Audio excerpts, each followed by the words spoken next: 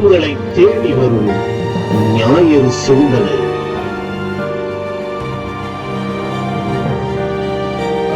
இறைவார்த்தை இல்லந்தோறும் நாளும் கேட்க உள்ளம் மாறும்.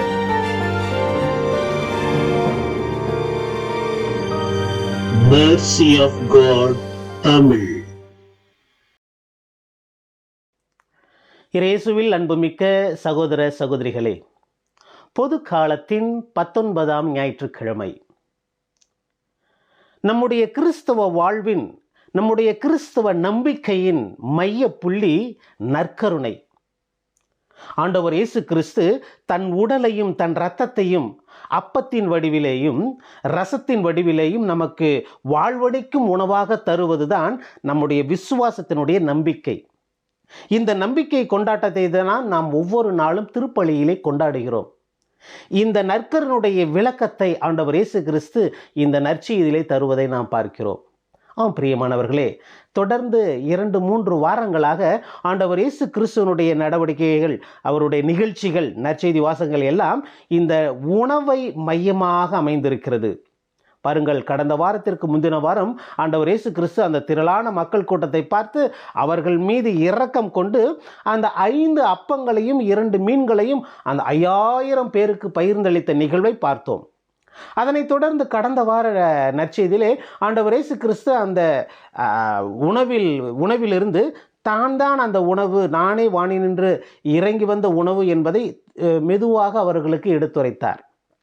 பிறகு இந்த வார நற்செய்தியிலே அதன் தொடர்ச்சியாக நாம் இன்று பார்க்கின்ற நிகழ்ச்சியிலே ஆண்டவர் இயேசு கிறிஸ்து தெல்ல தெளிவாக நானே விண்ணிலிருந்து இறங்கி வந்த வானக உணவு, உயிர் தரும் உணவு, என்னை உண்கிறவன் பசியிறான், அவனுக்கு இறப்பே இருக்காது, என் பானத்தை, என் இரத்தத்தை குடிப்பவன் அவன் என்றுமே வாழ்வான் என்று சொல்லி இந்த நற்கருணையை பற்றி ஆண்டவர் சொல்வதை நாம் பார்க்கிறோம். பிரியமானவர்களே, பாருங்கள், ஏன் ஆண்டவர் இயேசு கிறிஸ்து இந்த உணவை பற்றி பேசுகிறார்? குறிப்பாக அப்பமாக தன்னையே உருவகப்படுத்தி சொல்லுகிறார். ஏனென்றால் கடந்த வாரத்திலே கூட இதை கேட்டுக்கொண்டிருந்த மக்கள் ஆண்டவர் இயேசு கிறிஸ்துவை பார்த்து ஒரு கேள்வி கேட்டார்கள். என்ன சொன்னார்கள்? எங்கள் மூதாதையர்களுக்கு அவர் மோசே பாலைவனத்திலே மன்னா உணவை அளித்தார், நாங்கள் அந்த மன்னாவை உண்டோம் அப்படின்னு சொல்லிட்டு அது ஒரு பெருமையாக மூசை எங்களுக்கு வழங்கினார் என்று சொல்லி பெருமையாக பார்த்தார்கள். ஆனால் இயேசு அவர்களுக்கு அவர்களுடைய விசுவாசத்தை கொஞ்சம் தெளிவுபடுத்தி, அவர்களை கொஞ்சம் கரெக்ட் படுத்தி என்ன சொல்லுகிறார்? உங்களுக்கு உணவளித்தது மோசே அல்ல, மாறாக விண்ணகத்தில் இருக்கிற என் தந்தை தான் உங்களுக்கு உணவளித்தார் என்று சொல்லி அவர்களுடைய அந்த அறியாமையை சற்று விலக்கி வைத்தார். அன்புக்குரியவர்களே, அதனை தொடர்ந்து பாருங்கள், இன்று கூட இயேசு அதனை பற்றி பேசுகின்ற பொழுது மீண்டும் அந்த மன்னாவை பற்றி பேச்சு அடிபடுகிறது. மன்னாவை பற்றி பேசுகிறார்கள். எங்கள் முன்னோர்கள் மன்னாவை உண்டார்கள் அப்படிங்கும்போது இயேசு சொல்கிறார், உங்கள் முன்னோர்கள், நம் முன்னோர்கள் மன்னாவை உண்டார்கள், ஆனால் அவர்கள் இறந்து போனார்கள். ஆனால் என்னை உண்கிறவன், நான் தருகின்ற இந்த வானக உணவை உண்கிறவன் என்றுமே சாகான், நிலைவாழ்வு பெறுவான் என்று சொல்கிறார். இதை கேட்ட உடனே பாருங்கள் பிரியமானவர்களே, நமக்கே கொஞ்சம் ஒரு ஷாக்காக தான் இருக்கும். அந்த காலத்தில், படிப்பறிவு இல்லாத காலத்தில் இயேசு புதுமையாக இப்படி ஒரு வார்த்தைகளை சொல்லும் பொழுது அந்த மக்களுக்கு புரிந்திருக்க வாய்ப்பே இல்லை. இன்றைக்கி நாம் எவ்வளவோ பிரசங்கம் கேட்டுட்டோம், எவ்வளவோ நற்செய்திகளை வாசிக்க கேட்டுட்டோம், எவ்வளோ விளக்கங்கள், எவ்வளோ கதைகள் நமக்கு இப்போ இன்றைக்கி கேட்ட உடனே புரியுது. ஓகே, இயேசு தன்னுடைய உடலை பற்றி பேசுகிறாரு அப்படின்னு. ஆனால் அந்த காலத்தில் இயேசு முதல்ல இதை பற்றி சொல்லும்போது அதை கேட்டுக்கிட்டு இருந்த மக்களுக்கு அது எப்படி இருந்திருக்கும்? அது ஒரு ஷாக்காக தான் இருந்திருக்கும், அது ஒரு அதிர்ச்சியான செய்தியாக தான் இருந்திருக்கும். அது கேட்குறதுக்கே ஒரு இது மாதிரி இருந்திருக்கும். என்ன அந்த மனுஷன் இப்படி பேசுகிறாரு, இவர் தான் ஏதோ வானகத்திலேருந்து இறங்கி வந்தாராமே அப்படின்னு சொல்லியிருப்பாங்க. அதனால தான் இன்றைய நற்செய்தியில் பாருங்கள், இது என்ன பேச்சு? வானகத்திலேருந்து இறங்கி வந்தான்ட்டு, கடவுள் தானே வானகத்தில் இருப்பார், இவர் யாருன்னு நமக்கு தெரியுமே. யார்? சூசை, மரியா, இவர்கள் மகன் தானே, தச்சனுடைய மகன் தானே, இவருடைய சகோதர சொந்தக்காரங்களாம் நம்ம கூட தானே இருக்கிறாங்க, இவர் எப்படி வானகத்திலேருந்து வந்தார்? பாருங்கள், மக்கள் அந்த காலத்தில் இயேசு சொல்லும் போது அந்த சூழ்நிலையில் அதை எப்படி புரிஞ்சிக்கிறாங்க? நம்ம ஒரு சில நேரத்தில் அவங்க சாதாரணமாக தப்பாக சொல்லிடுறோம். புரிஞ்சுக்கலாம் இல்லை, அந்த நேரத்தில் அவர்களுக்கு இருந்த அறிவு அப்படிப்பட்டதாக தான் இருந்தது. பிரியமானவர்களே, இதை கேட்கின்ற பொழுது ஆனால் ஆண்டவர் இயேசு கிறிஸ்து அவர்களுக்கு மெதுவாக கொஞ்சம் கொஞ்சமாக குழந்தைகளுக்கு நாம் சிறு சிறு விஷயங்களை கற்றுக் கொடுப்பது போல, ஒரு குழந்தைகளுக்கு கற்றுக் கொடுப்பது போல ஆண்டவர் அவர்களுக்கு மெதுவாக தன்னை வெளிப்படுத்துகிறார்.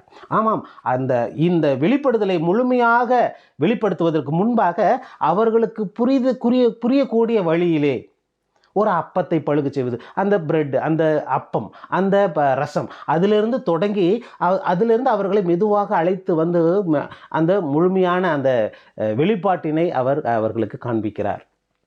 பாருங்கள் பிரியமானவர்களே, இப்போ மக்களுக்கு அந்த கேள்வி சந்தேகம் வருகிறது. இவர் எப்படி வானகத்திலிருந்து இறங்கி வந்தார்னு சொல்லலாம்? என்ன நமக்கு ஒன்றும் புரியலையே. புரியாது, கஷ்டம், அவர்களுக்கு கஷ்டமாக தான் இருக்கும். நமக்கே நம்மளே சில நேரத்தில் எவ்வளோ பேர் இயேசுவை கடவுளை ஏற்றுக்காத சூழ்நிலை இன்னும் எவ்வளோ மக்கள் இருக்காங்க. ஆனால் அந்த காலத்தில் அந்த மக்கள் முத கேட்கும்போது அது அவர்களுக்கு ஒரு ஆச்சரியமான, வானகத்திலிருந்து வந்தேன். இத்தனைக்கும் பாருங்க, இப்போ இந்த மக்கள் என்ன சொல்கிறாங்க, வானகத்திலிருந்து வந்தால் நான் தான் இந்த உணவை உண்ணு அப்படின்னு சொன்னோடனே இவர் சூசையின் மகன் தானே, இவர் மரியாவின் மகன் தானே அப்படின்னு சொல்கிறாங்க. ஆனால் இதே 2 வாரத்துக்கு முன்னாடி நற்செய்தி இதே மக்கள் கூட்டம் என்ன சொன்னாங்க, அந்த 5 அப்பங்களையும் 2 மீன்களையும் அவர்கள் பழுகி பெருகி வயிறார சாப்பிடும்போது என்ன நினைச்சாங்க இந்த மக்கள், இவரை எப்படியாவது அரசராக்கி விட வேண்டும் என்று அவரை தேடினாங்க. இதை அறிஞ்ச இயேசு என்ன பண்ணிட்டாரு, அவர் அப்படியே நைஸாக நழுவி மலை தனியாக போயிட்டு மலையில் போய் ஜெபம் செய்தார். பிரியமானவர்களை பாருங்கள், அப்போ அப்பம் பழுகு செய்யும்போது நல்லா வயிறார சாப்பிடும்போது அவரை அரசராக்கணும்னு நினச்சாங்க. அப்போ அவங்களுக்கு தெரியலையா இது தச்சன் மகன் தான், சூசையின் மகன் தானே அப்படின்ட்டு? இல்லை, அப்போ மரியாவின் மகன் தானே, அவர்களுடைய சகோதரர்கள் இங்கே தான் இருக்கிறாங்க, அப்போ தெரியல அவர் அரசராக்கணும் அப்படிங்கும்போது. ஆனால் இப்போ நான் தான் அந்த என்னை உண்ணுங்கள், நான் தான் அந்த உணவு, நான் உங்களுக்கு நல்ல உணவு தரேன், என்னை உண்கிறவன் சாகான், அவனுக்கு வந்து நிலைவாழ்வு கிடைக்கும் அப்படின்னு சொல்லும்போது இதை ஏற்றுக்க அவங்களால் முடியல. யார் சூசைன் மகன் தானே அப்படின்ட்டு பேசுகிறாங்க. பிரியமானவர்களை, இதுதான் நம்முடைய வாழ்க்கையிலும் கூட, நமது வாழ்க்கையிலும் கூட ஒரு சிலர் என்ன நினைப்பாங்க, நம்ம ஏதாவது ஒரு நல்ல இதை செய்யும்போது, ஐயோ நீ தெய்வம், நீ நல்லவன், நீ பயங்கரமான ஆள், நீ இல்லைன்னா எனக்கு ஒன்றுமே இல்லை அப்படிம்பாங்க. ஆனால் நம்ம ஒரு சில நேரத்தில் நம்மளுடைய உண்மையை சொல்லும் பொழுது அவங்களால அதை ஏற்றுக்க முடியாது. நீ யார் அப்படின்ட்டு உடனே நம்முடைய பழைய வாழ்க்கையை, வரலாற்றை புரட்டி பார்ப்பார்கள். பாருங்கள், இந்த மக்கள் கூட்டம், இந்த நற்செய்தியில் பார்க்குற மக்கள் கூட்டம் அந்த நிகழ்காலத்தில் அவர்கள் வாழ மறுக்கிறார்கள், அவர்கள் மறக்கிறார்கள்.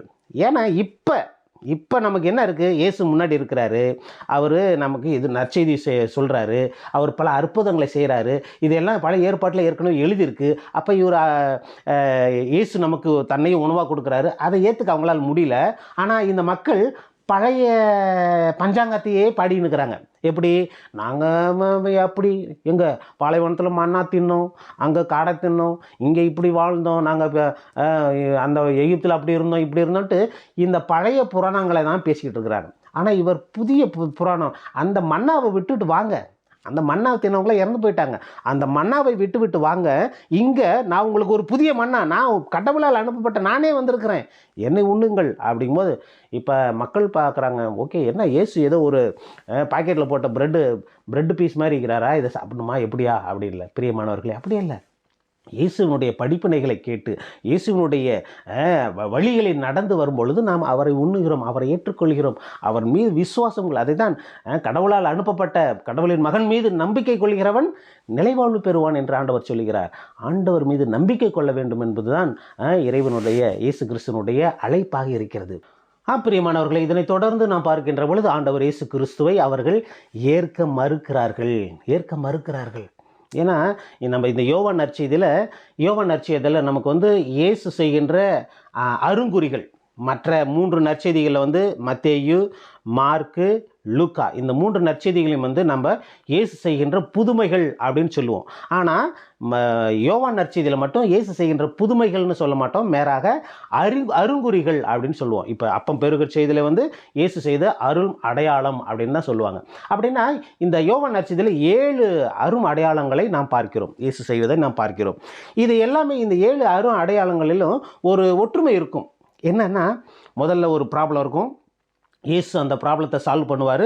அதனை தொடர்ந்து வந்து 2 குரூப் பிரியும். ஒரு சிலர் நம்ப மாட்டாங்க, ஒரு சிலர் நம்ப மாட்டாங்க, ஒரு சிலர் ஒரு சிறிய குரூப் மக்கள் ஏற்றுக்குவாங்க. அதே போல் தான் இந்த நற்செய்தியில் கூட பாருங்கள், உடனே அந்த நற்செய்தி இது அந்த புதுமை நடக்குது, அப்பம் பழுங்கு செய்கிறாங்க, எல்லாம் நடக்குது. இவர் மெதுவாக தன்னை பற்றி, அதாவது நான் தான் அந்த வானின்று இறங்கி வந்த உணவு அப்படின்னு சொல்கிறாரு.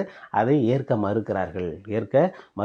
ஏன்னா அந்த மக்களுக்கு இயேசு ஒருவேளை தினமும் ஒவ்வொரு நேரமும் வாங்க அங்கே வந்து மலையில் உட்காருங்க, கொஞ்ச நேரம் பேசலாம், அப்படி பேசி முடிச்சுட்டு இன்றைக்கி நல்ல ஒரு சாப்பாடு அப்படின்னு சொல்லிட்டு டெய்லியும் அவர் அப்போ பெருகு செய்து வச்சுட்டு இருந்தால் அவர் எப்படி அரசராகி இப்படி ஒரு அரசர் நமக்கு இருந்துட்டா நமக்கு எந்த சாப்பாடு தொல்லையும் இருக்காது, எந்த வேலை வெட்டிக்கும் போக தேவையில்லை.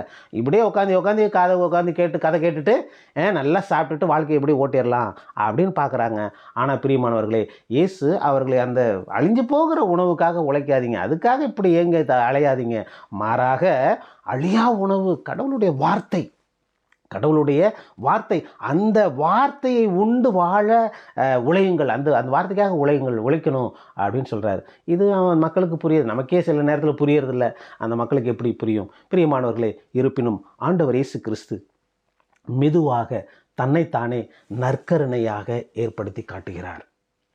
தான் சிலுவையிலே அறையப்பட்டு இறந்து என்னுடைய உடல் உயிர் தெழுந்து நான் உங்களுக்கு நற்கருணையாக என்னையே தருகிறேன் என்பதை ஏற்கனவே இந்த நற்செய்தி வழியாக முன்னறிவிக்கிறார். ஆம் பிரியமானவர்களே, இந்த நற்கருணை தான் நம்முடைய வாழ்வின் மையமான ஒரு நிகழ்ச்சியாக இருக்கிறது. இந்த நற்கருணையை நாம் உட்கொள்கின்ற பொழுது பயபக்தியோடு ஆண்டவர் இயேசு கிறிஸ்துவை, அவருடைய உண்மையான உடலையும் உண்மையான இரத்தத்தையும் நாம் பருகுகிறோம் என்ற நம்பிக்கையை நமது மனதில் வைத்து, அந்த நம்பிக்கையோடு இந்த நற்கருணை நாதரை நாம் அணுகின்ற பொழுது பயபக்தியோடு அவரை அணுக வேண்டும், அவரை நாம் ஏற்றுக்கொள்ள வேண்டும். இந்த நற்கருணையை நாம் சொல்கிறோம் இல்லையா, நற்கருணை ஃபாதர் கொடுக்கும் பொழுது கிறிஸ்துவின் உடல் அப்படின்னு சொன்னோடனே ஆமேன் சொல்லும்போது அந்த ஆமேனில் ஒரு நம்பிக்கையோடு சொல்லணும். நம்பிக்கையோடு ஏதோ ஆமேன் அப்படின்னு சொல்லிட்டு போகிறதில்ல. ஆமேன் அப்படின்னா ஆமாம், இது இயேசுவின் உடல் அப்படிங்கிறத நான் நம்புகிறேன், ஏற்றுக்கொள்கிறேன். இது உண்மையாகவே இயேசுவின் உடல் தான், இது இயேசுவின் ரத்தம் தான், அந்த உடலை ஒரு ரத்தத்தையும் நான் பெற்றுக்கொள்கிறேன், நான் ஏற்றுக்கொள்கிறேன் அப்படின்னு சொல்கிறது தான் அந்த ஆமேன் அப்படிங்கிறடைய அந்த வார்த்தையினுடைய அர்த்தமாக இருக்கிறது. எனவே ஒவ்வொரு முறையும் குருவானவரை அணுகி நாம் அந்த திரு உடலை பெற்றுக்கொள்கின்ற பொழுது, இயேசுவினுடைய உடலை நற்கருணையை பெற்றுக்கொள்கின்ற பொழுது ஆமேன் என்று சொல்லி இது இயேசுவின் உடல் என்று நம்பிக்கையோடு அதை பெற்றுக்கொள்வோம், நிலைவாழ்வு பெறுவோம். ஆண்டவர் இயேசு கிறிஸ்து நம்மை அழைப்பது போல என் உடலை உண்ணுங்கள், நீங்கள் நிலைவாழ்வு பெறுவீர்கள் என்ற வார்த்தை கேட்டு நாமும் ஆண்டவரை அணுகி அந்த உடலை நம்பிக்கையோடு உட்கொண்டு நிலைவாழ்வு பெற்று வாழ்வோம். ஆமேன்.